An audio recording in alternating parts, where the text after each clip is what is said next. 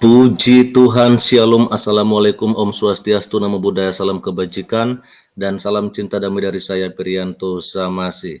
Nah, Bapak Ibu, saudara-saudari dimanapun berada pada kesempatan siang hari ini, di video saya kali ini saya akan membagikan sebuah berita yang baru aja tadi pagi saya dapatkan, dan ini membuat saya jadi kaget aja teman-temannya.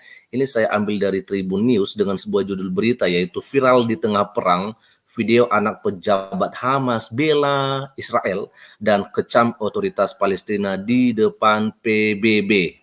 Wow, ini luar biasa sekali teman-teman ya. Dan saya tambahkan, ada apa yang terjadi dengan pria ini?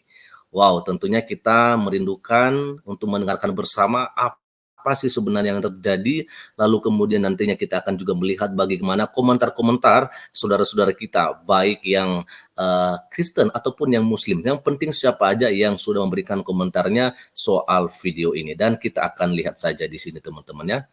Oke, sebentar saya akan putarkan kepada kita ya. Oke, ini dia. Kita akan lihat bersama. Hasan Yosef kembali viral di tengah memanasnya perang antara Israel dan Hamas. Oke. Dia merupakan anak dari salah satu petinggi Hamas yang cukup ternama, yakni Sheikh Hasan Yosef. Namun akhirnya Yosef keluar dari Islam dan membelot ke Israel. Yosef membuat gempar rakyat Palestina selesai memberikan dukungannya terhadap Israel ketimbang tanah kelahirannya. Hal itu disampaikannya saat menjadi pembicara di PBB pada tahun 2017. Yosef menuduh otoritas Palestina kehilangan legitimasinya dengan menyalahgunakan hak-hak warga sipil. Ia pun menuduh delegasi Palestina di PBB sebagai musuh terbesar rakyat Palestina. Adapun alasan keberpihakan Yosef pada Israel ini disebabkan atas kebenciannya terhadap Hamas. Kelompok yang di dalamnya terdapat ayahnya sendiri ini dianggap punya sikap brutal dalam menjalankan aksinya. Yosef yang dikenal dengan julukan Pangeran Hijau meninggalkan keluarganya pada tahun 1990 dan menjadi informan Shin Bet, Badan Keamanan Dalam Negeri Israel.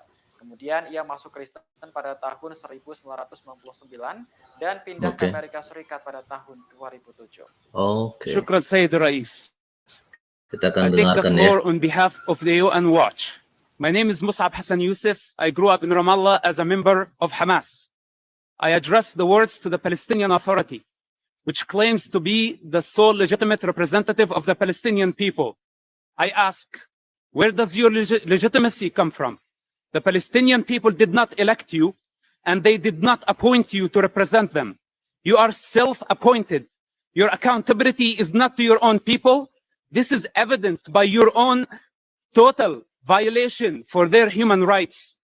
In fact, the Palestinian individual and their human development is the least of your concerns. You kidnap Palestinian students from campus and torture them in your jails. You torture your political rivals. The suffering of the Palestinian people is the outcome of your selfish political interest. You are the greatest enemy of the Palestinian people. If Israel did not exist, you would have no one to blame. Take responsibility for the outcome of your own actions. You fan the flames of conflict to maintain your abusive power. Finally, you use this platform to mislead the international community, to mislead the Palestinian society, to believe that Israel is responsible for the problem you create. Thank you.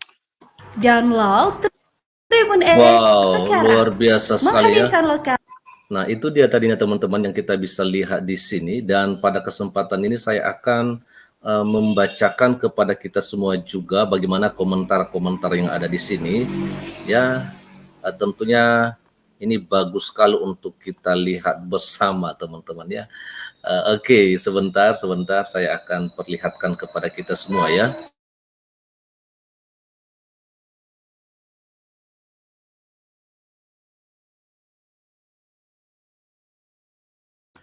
Oke, sebentar tadi saya sempat mute mikrofon saya. Oke, saya akan coba bacakan beberapa komentar yang ada di sini. Nah, ini dia teman-teman ya. Nah, oke, ada sekitar 1842 komentar yang sudah masuk dan saya akan bacakan kepada kita pada saat siang hari ini ya. Ini dia. Ada yang pertama sekali itu dari Kang Jalil. Ini dia. Dulu waktu Indonesia dijajah ada juga warga lokal yang membelot dan jadi pengkhianat. Orang-orang seperti ini patut dihabisi. Nah, menurut saudara kita Kang Jalil di sini bahwa si anak daripada petinggi Hamas tadi itu adalah seorang pengkhianat. Itu menurut beliau ya. Lalu kemudian ada juga dari Anki Wolf 6662 ya. Tidak apa-apa di sebuah peperangan pengkhianat pasti selalu ada, jadi nggak usah dihiraukan, tetap semangat berjuang saudaraku, tetaplah perjuangkan kebenaran, justru kita bersyukur karena sudah ditunjukkan sehingga kita bisa berhati-hati. Oke, jadi sepertinya untuk dua orang saudara kita ini ya masih setuju dengan apa tindakan-tindakan yang dilakukan oleh Hamas gitu ya. Oke, sebentar teman-temannya ada gangguan sedikit. Oke, lalu berikutnya kita akan bacakan saja. Di sini ada dari Guru Muda Channel 8716. Saya akan bacakan ya. Ini dia, Republik Indonesia pernah merasakan hal yang hampir sama dengan apa yang dirasakan negara Palestina. Ketika dalam kondisi tersebut, atau saya blok aja ya. Nah ini dia, ketika dalam kondisi tersebut dikatakan di sini, para pejuang tidak lagi memandang harta, keluarga, bahkan nyawanya. Saya yakin perasaan masyarakat Palestina 100% identik. Bagi pengkhianat, nggak ada tempatnya di hati warga Palestina. Dan ini mengajarkan kita untuk lebih waspada. Anak Nabi aja kafir, apalagi anak seorang petinggi organisasi. Bersyukurlah kita senantiasa mendapat hidayah dan bukan sebagai pengecut. Indonesia merdeka, pertama kali mendapat pengakuan dari Palestina. Oke, jadi sepertinya masih saja sepakat dengan Palestina, maksudnya Hamas ya. Lalu berikutnya ada dari Nasruddin 4031. Kekacauan psikologis dalam dirinya akan dirasakan sepanjang hidupnya. Tidak ada kedamaian dalam dirinya, dia akan menanggung penyesalan terparah. Oke, luar biasa sekali teman-temannya, membuat saya jadi ketawa-ketawa aja sih tapi dalam hati ya. Oke, lalu kemudian ada juga komentar dari saudara kita Samawa Putra Baru. Masih muda, dunia adalah segalanya bagi dia. Lalu berikutnya ada dimanapun negara ini ada di situ pengkhianat selalu muncul. Lalu ada juga dari Persikartika Canda Kirana. Ini dia, Palestina tidak akan diragukan lagi akan keimanan mereka. Mereka yang mempersatukan Islam di seluruh dunia. Negara Palestina lah tempatnya berkumpul. Wow, ini dibawa-bawa soal agama lagi teman-teman ya. Saya nggak ngerti kenapa bisa begitu ya, tapi ya udahlah. Ya bagi saya sih sebenarnya ini sengketa yang terjadi di Gaza dan Palestina dan Israel itu bukan soal negara loh ya, tapi ya udahlah. Begitulah ya. Lalu berikutnya bukan soal agama maksud saya tadi ya, bukan soal agama tapi soal sengketa tanah gitu ya. Lalu berikutnya ada dari Anaya Roselin 123. Betrayal everywhere, semoga Allah SWT membuka hatinya kembali ke jalan Allah SWT. Amin ya Rabbil alamin. Oke, nah ini dia. Ada juga dari Jeffrey Januardi 6003. Hanya orang sadar yang hati dan pikirannya terbuka lebar dan jernih yang bisa paham mana ajaran yang menyesatkan penuh kebencian dan mana ajaran yang penuh kasih yang bisa berkata dan memihak di jalan yang benar. Ya, oke. Jadi ini apakah setuju dengan apa yang dilakukan oleh anak pejabat Hamas ini? Ya, kita nggak tahu teman-teman ya, tapi yang penting di sini dia melihat bahwa orang yang sadar, ya dia tentunya bisa membedakan mana ajaran yang baik dan mana ajaran yang tidak baik. Lalu ada juga komentar dari Arman Syah, ya ini ya, mengkhianati orang tua, agama dan bangsa, hidup yang sia-sia, calon ahli neraka yang pasti. Wow, ini dia ya, luar biasa. Lalu ada dari Pancasila ini ya, luar biasa katanya, luar biasa. Lalu berikutnya ada dari Adi Minahasa. Di setiap manusia punya hati, namun jika hati itu tidak digunakan, maka seperti inilah jadinya. Oke, jadi menurut teman-teman kita ini bahwa jikalau hati itu tidak digunakan, maka akan terjadilah hal yang seperti yang dialami oleh anak petinggi Hamas ini. Ya jelas saja ya teman-temannya bahwa kita jangan tutup mata lah ya.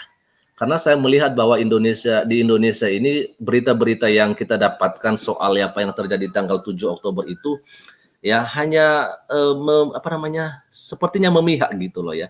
Memihak bahwasanya yang salah tetap saja Israel gitu ya. Padahal jelas-jelas di tanggal 7 Oktober itu coba bayangkan ya. Di tanggal 7 Oktober itu kan orang-orang Yahudi yang ada di dekat situ, dekat Gaza, sedang melakukan yang namanya Sukkot, merayakan hari Sukkot gitu ya. Jadi mereka sedang bersuka cita, mereka sedang beribadah.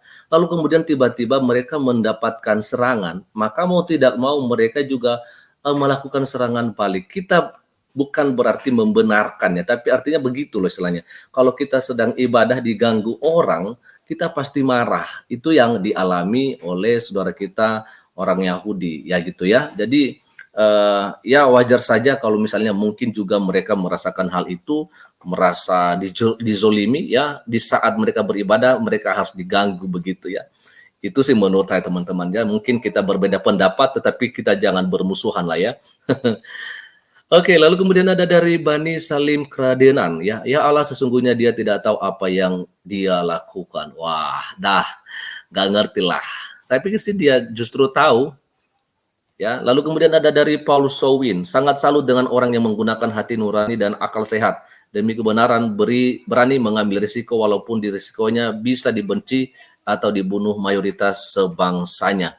Ya, lalu kemudian ada juga komentar dari Bowo Rumerso ya 9434, pengkhianat akan selalu ada di semua masa.